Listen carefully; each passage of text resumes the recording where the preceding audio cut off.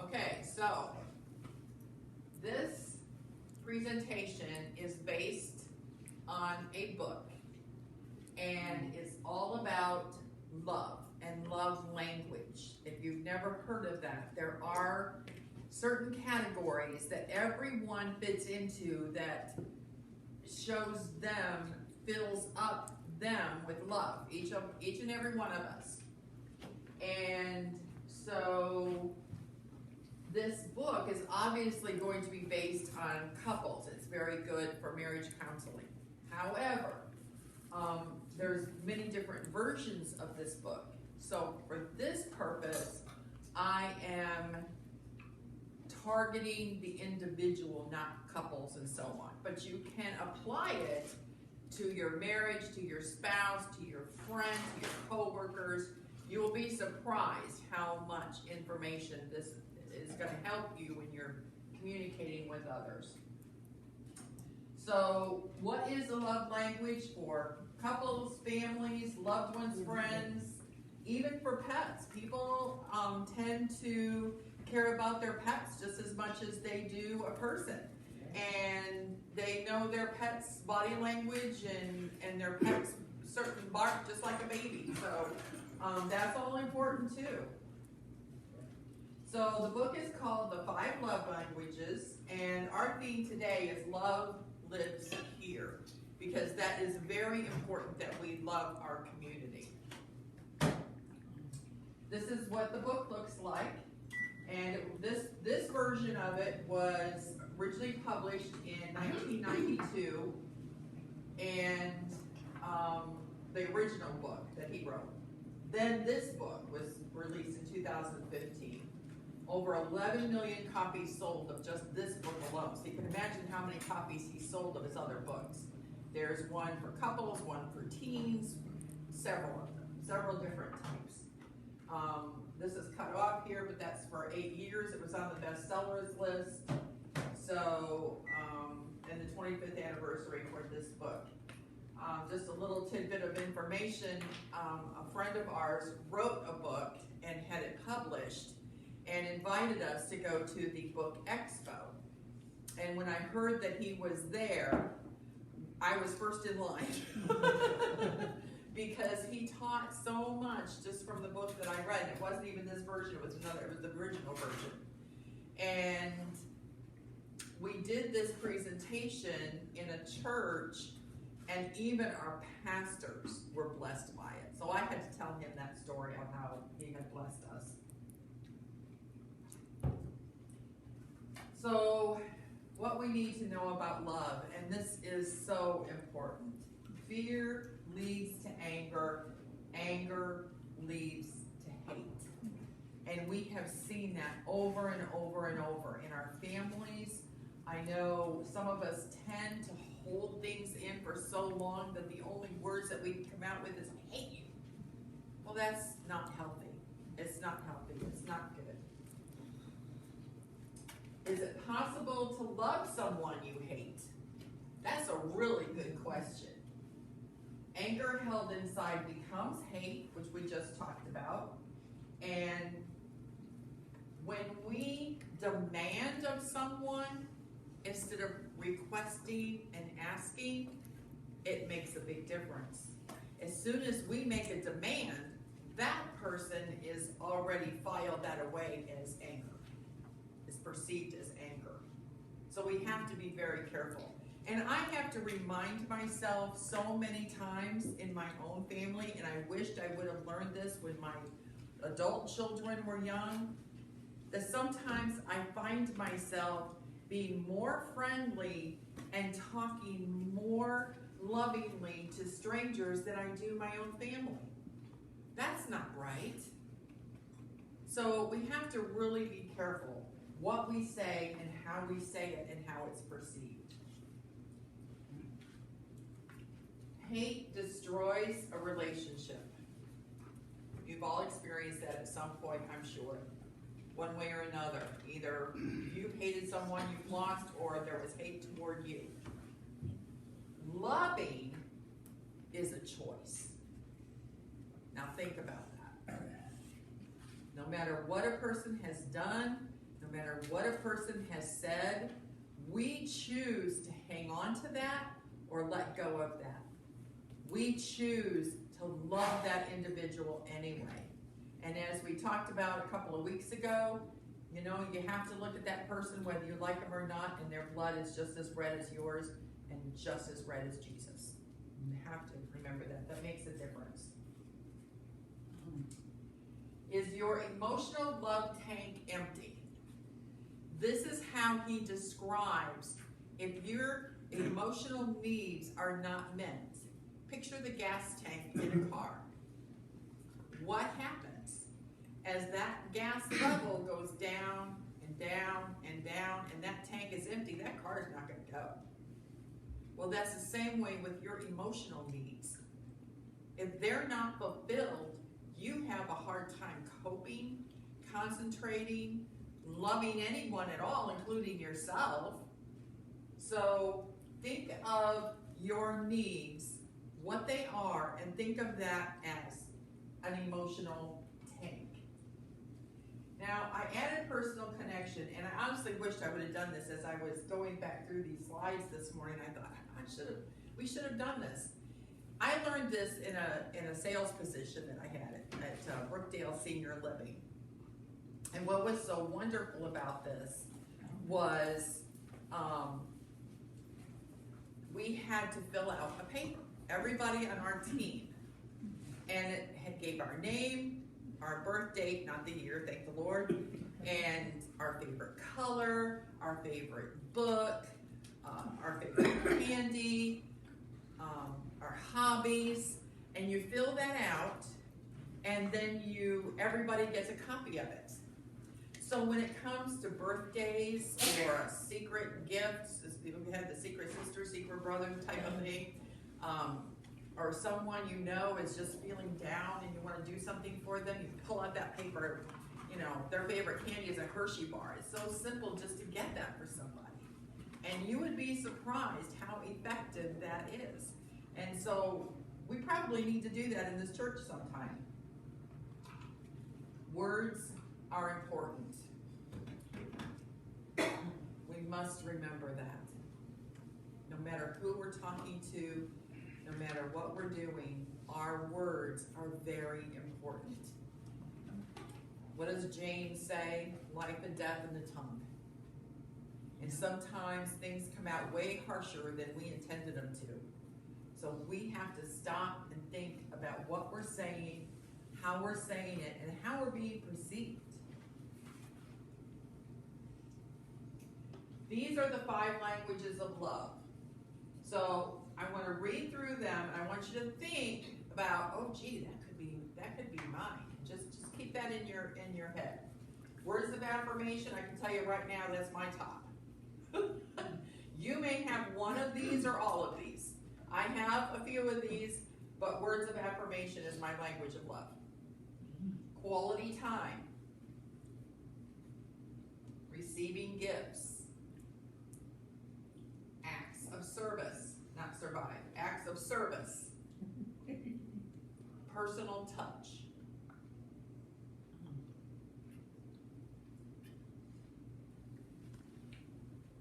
Our first basic emotional need is not just to be in love, but to feel genuinely loved by someone.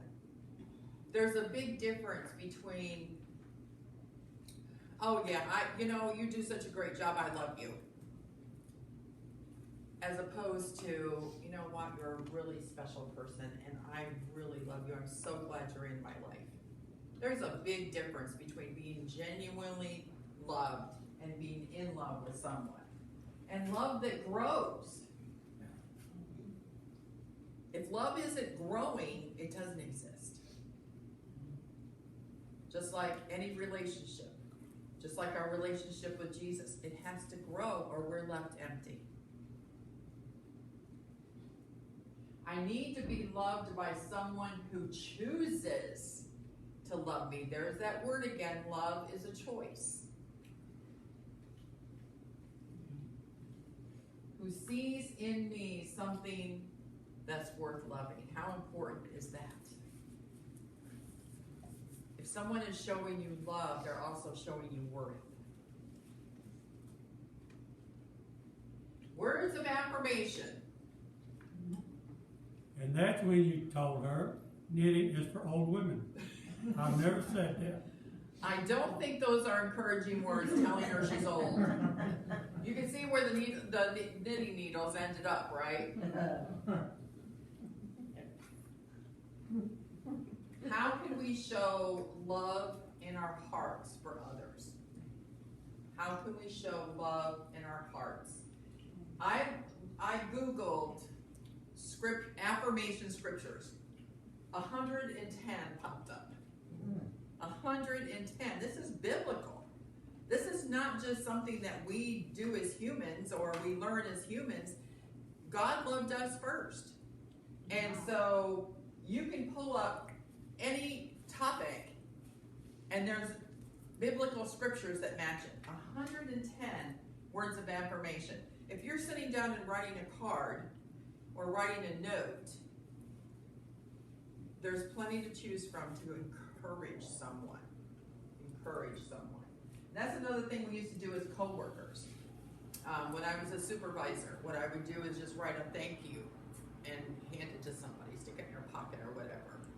That speaks volumes to a person because they know you actually thought about them while you were performing that act of service. Encouraging words means to inspire courage. They're not just words that you're saying. You are inspiring someone to thrive and do even better. The reason why we spend so much time on words of affirmation in this presentation is because it flows over into all the other gifts. They all have to do with speech in some way. Encouraging words, make sure they're humble words. And as we said earlier, not demands. Make sure there's a please and thank you with that. Be kind. Now, I'm sure all of you have heard of Charlie Sheen. Have you not, the actor? And you know that he's known to be wild and raunchy. And I watched an interview one time with him where he said, we have been taught since we were little to just be polite. You don't have to like a person or not like a person to be kind, to be polite. Please and thank you when you're in a restaurant.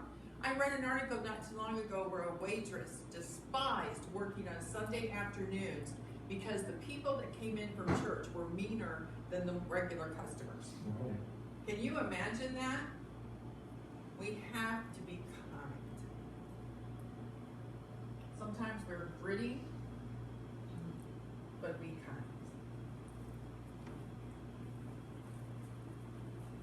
It is a fact, however, that when we receive affirming words, we are far more likely to be motivated to reciprocate and do something another desires. So, what is the golden rule? To do unto others as you would have them do unto you. There it is. A request expresses worth to another human, to another. Human need is to feel appreciated. Can anyone deny that something that you do that's appreciated means so much? Encouragement requires empathy and seeing the world from another's perspective. We must first learn what is important to another. There's where the love languages come in. Understanding what the love language is and applying it to that person. Only then can we give encouragement. If somebody did something really bad and we're trying to turn it into something good and that person is still beating themselves up, what are we doing to help? Think about that. What is meaningful meaningful to the other person we're trying to encourage. Very important to leave the past behind. We're back to what we said at the beginning. Anger leads to hate. If we're holding all that stuff inside, what happens the first time we get in an argument? I tell Pastor Arthur what he did 6 months ago. What does that accomplish? Or didn't do, let's put it that way. The honey-do list is always open. Love doesn't keep a score of wrongs. Think about that. And you can apply that to scripture in Corinthians and Romans. Love is patient, love is kind. Doesn't keep a score of wrongs. Love doesn't bring up past failures. Past failures. You already felt bad enough when that failure happened. You already corrected yourself. You don't need someone pounding it into you. The best thing we can do with the failures of the past is to let them be history. Yes, it happened. Yes, it certainly hurt. And it may still hurt. But he has acknowledged his failure and asked for your forgiveness. That's a he or she. What happens when we forgive? We may not forget, but it's wrong for us to bring it up. What does God do when he forgives us? He throws it into the sea of forgetfulness. He's not the one that brings it back to us. Once he's forgiven us, there's no condemnation. We do that to ourselves. We cannot erase the past, but we can accept its history. We can choose to live free from the failures of yesterday. Forgiveness is not feeling, it's a commitment. A commitment. That's a word we don't hear enough about lately. Once a commitment is made, unless something catastrophic happens, it should be carried through. Love makes requests, not demands. Again, that's very important. You can see, I'm taking these quotes right out of his book. When I demand things from another, I become a parent, and he or she becomes the child. And that's another lesson I learned as a supervisor, because my staff would say, you don't have to make me feel so bad. And then I go, I didn't mean to. Well, there that is again. I used the wrong tone, the wrong words, and put them down, made them feel like an underling rather than inspiring them. When you make a request of another, you are affirming his or her worth and abilities. So important. I don't care how old you are. Biggie gets a big glow on her face when she's done something that pleases me. It doesn't matter who you are or how old you are, you still want to have worth, and you want your abilities to be acknowledged. Psychologist William James said that possibly the deepest human need is the need to feel appreciated. That brings us to quality time. And I love this little cartoon because he's making the time the way he wants it. Right? Focused attention. Think about what quality time means. Focused attention, not on your phone at the dinner table, not looking away when there's someone in front of you who's truly hurting and needs to talk. Quality conversation, active listening, I believe is on here too. I think those are coordinated. Quality conversations means that you're not interrupting like I do. And I know I'm guilty of it. I'm telling y'all right now, I'm sorry. It's the B personality just kind of sneaks in there and I interrupt, no matter how hard I try. So just forgive me now, okay? Eye contact, which is supposed to be EYE, of course. It's very difficult to talk to somebody when their eyes are somewhere they should not be. On my chest, over my head, over here, over there. I mean, yeah, you do look around while you're talking, but mostly focus your attention. Active listening, that means you're letting the person know I understand what you're saying. Did I hear you? Did I hear you say that? Refuse to interrupt. Quality activities. And quality activities is very interesting because it's not just what both people want to do necessarily. Yes, when you're alone, you do the things that you enjoy doing without any second thoughts about it. But now put two people together and come up with an activity. It's interesting, doesn't it? So let's explore that a little bit. The essential ingredients to a quality activity. At least one of you wants to do it. What is that telling you? The other is willing to do it. Both of you know why you are doing it and express love by being together. In other words, sometimes you would like to do something and your partner or your friend or your coworker doesn't want to do it, but it just means so much. Come on, I need your help. Come on, will you really just... And the other person should say, okay, I'm going to help you. I'm willing. How hard is that? To just give up a little bit of time for something you don't really enjoy, but you know the person you with is enjoying it. Receiving gifts is the next love language. Gifts are a symbol of love, visual symbols of love, all colors, sizes, and shapes, purchased, found, or made, financial investment, you're making an investment to make someone happy, gift of self. If we have nothing else to give, what's the most difficult thing in life? What to say to someone when you're at a funeral and their loved one is in the casket? That's one of the hardest things for us to do.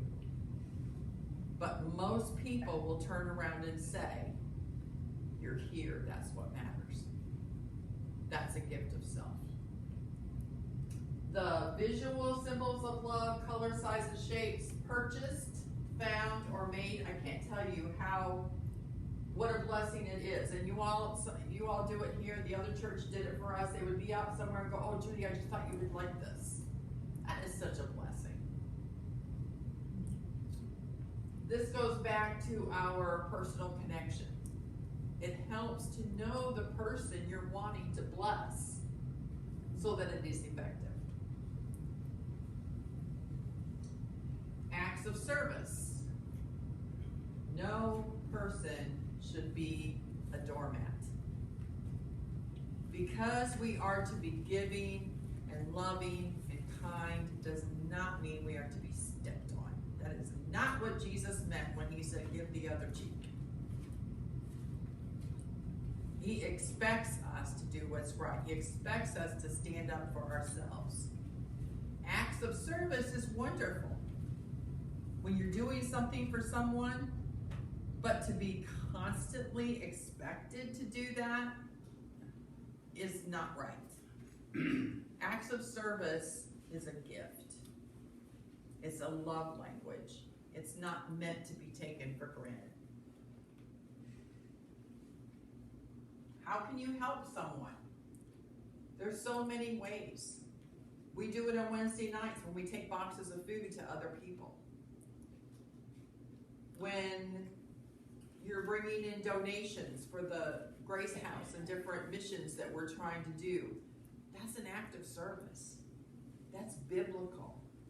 That's being the body of Christ. That's using our hands and our feet and our mouth and our eyes. We can't do it all, but we can do a small part and help someone else who is doing it. How can you help? That should always be a question in your mind if something is going on. How can I help? And always, if there's not really anything physically you can do to help, there's always prayer. There's always prayer. Be willing to help. Jordan. I help out. I know, I'm teasing. I'm teasing. I apologize. You got it. I just thought of him when I saw the person doing dishes. It's not his favorite thing to do, but yes, he does help.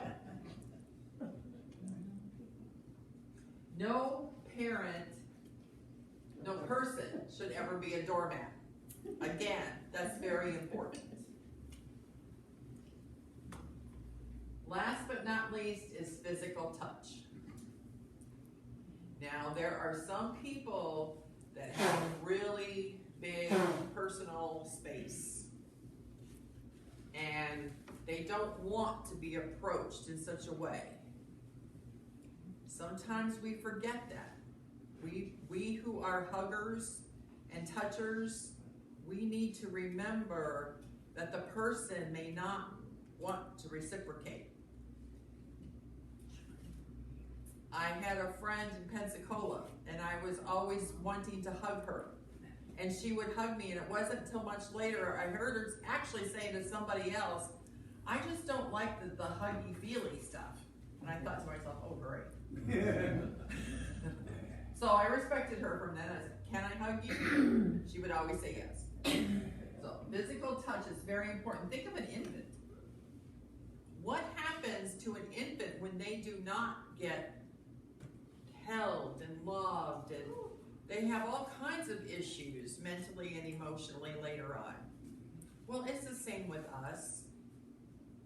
Sometimes, even if we're not a hugger, even if we're not someone who cares about personal touch, sometimes we just need a hug. My oldest daughter is like that, Lisa. Sometimes she'll say, Mom, I just need a hug, and I can just feel her kind of go limp in my arms because it's just something that she needed. On the other hand, I have a daughter who doesn't appreciate hugs so much. Holding on. My son doesn't hold on to a hug.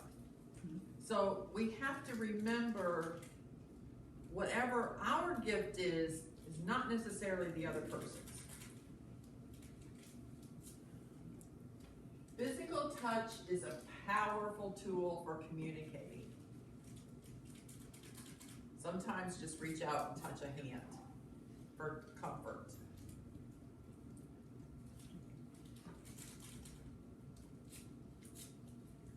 Whatever there is of me resides in my body. To touch my body is to touch me. I'll read that again. Whatever there is of me resides in my body. To touch my body is to touch me. There's that emotional need being met. To withdraw from my body is to distance yourself from me emotionally. If I'm in need of that hug and you're not willing to give it, you kind of just let me down. That's just an example.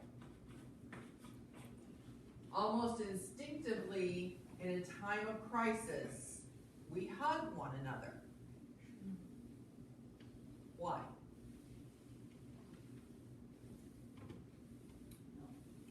Sometimes we just need a hug. And I bring that picture in because of the crisis that we have been in the last year and the lack of hugging. Some of us have gone ahead and said, you know what, let's just hug anyway. I need that.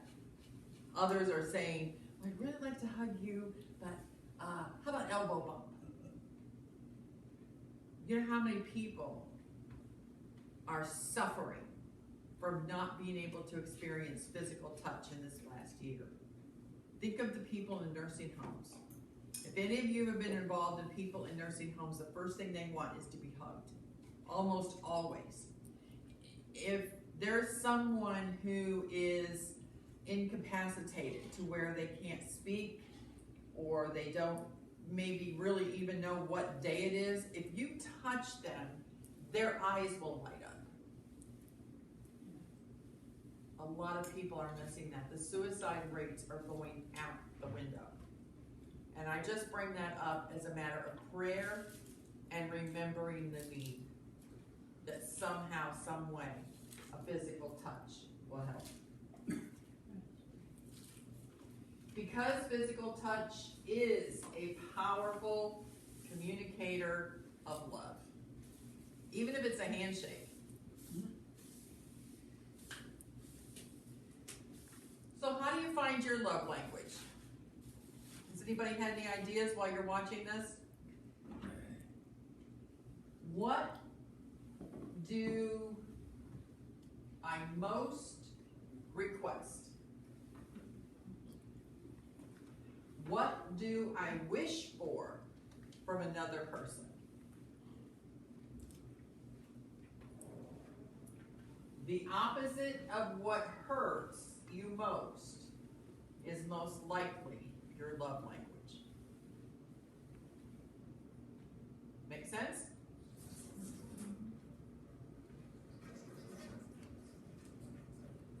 Any questions?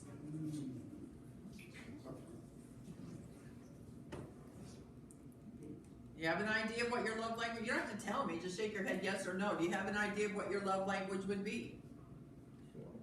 Yeah? It's interesting, isn't it? And like I said, you will be surprised as you're communicating with people around you that you will pick up things that they're saying and you'll go, oh, quality time is their love language. Personal touch is their love language. So, any questions? Did you learn a lot? Oh yeah. Oh yeah. Is Especially it me. possible we can continue having this every Emotional Sunday? lot. I love it. Yeah, it is good. I'm good for a couple of days. Yeah, this is really nice. We'll do this more often, sure. There's no reason why not.